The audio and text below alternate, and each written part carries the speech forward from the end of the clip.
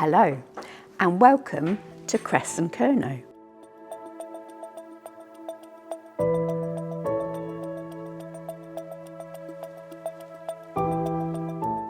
It is Disability History Month. We are here to do an exhibition. We are working with Disability Cornwall and the Isles of Scilly, TALKmoreCORNWALL, the Brandon Trust, Citizens Checkers and the Advocacy Fellows.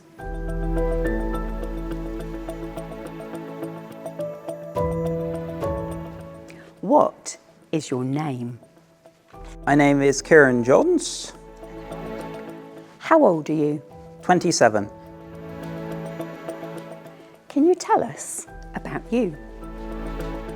Well, I'm mostly a hobbyist, so I like to do recreational hobbies, and I also do creative hobbies. So my recreational hobbies that I do are mostly video games, as per usual. Any Generation Z person plays video games.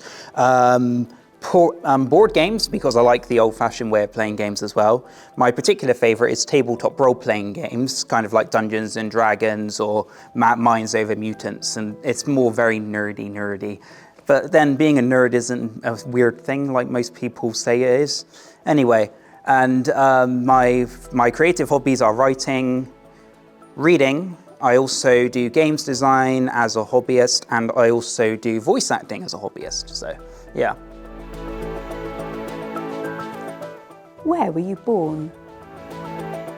I was born in Treliske Hospital in 1999 on the 9th of September. And I now live in Redruth.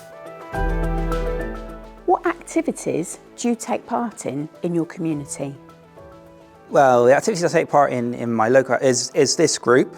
I do the Advocacy Fellows. I also do my autism group on Mondays, and I also do the Memory Cafe with Mum on every fortnight Wednesday. So yeah, and I also do art at the Elms.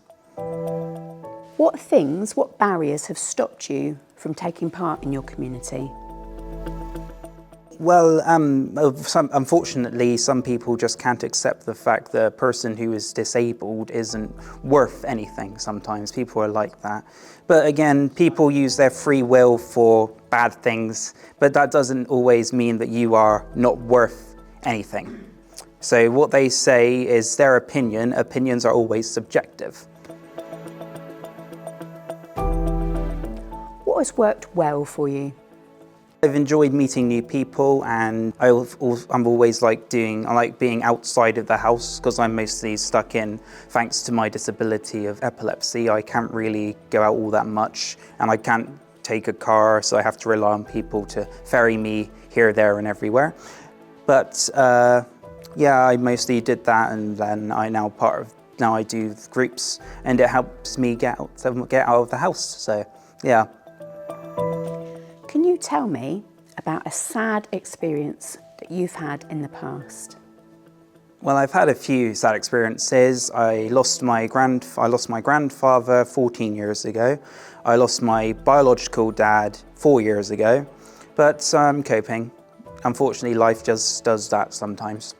And also, I've also been bullied a lot because of my hobbies and interests, because they are considered too nerdy or too niche. And it's like, just because it's niche doesn't mean that it's worth nothing. It doesn't mean that it's not worth having fun.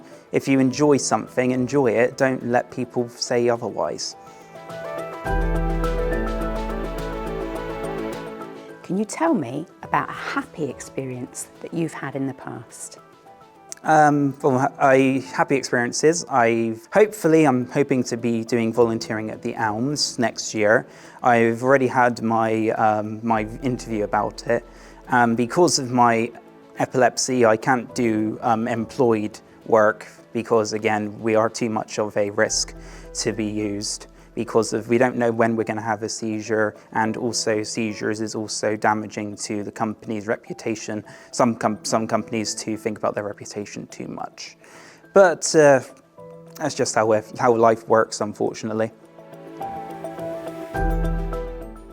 Have you ever had work experience or paid employment in the past, and where?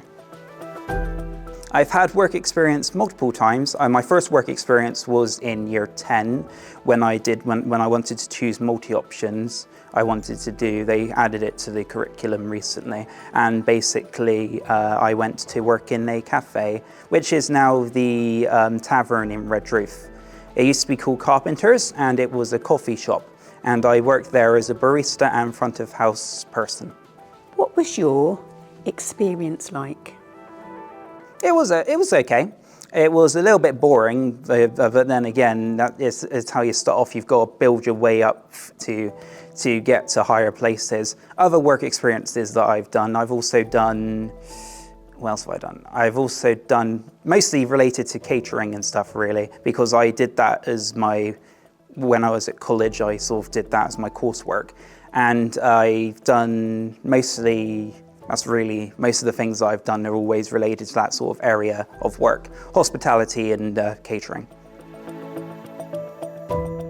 Tell me about the archive piece that you have chosen. Why did you choose this piece?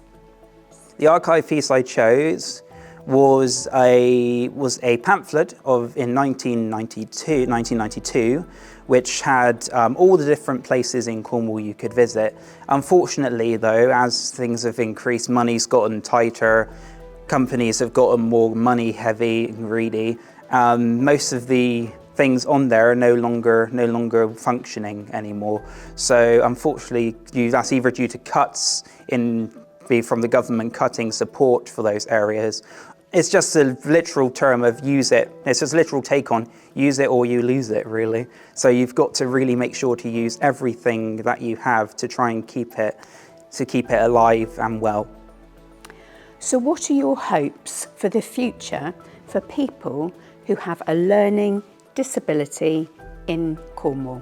Well, the future is not yet written in stone. Everything can change. But what would definitely help is if people who are with non-neurodivergents should be more accepting of people who have disabilities. We are still humans.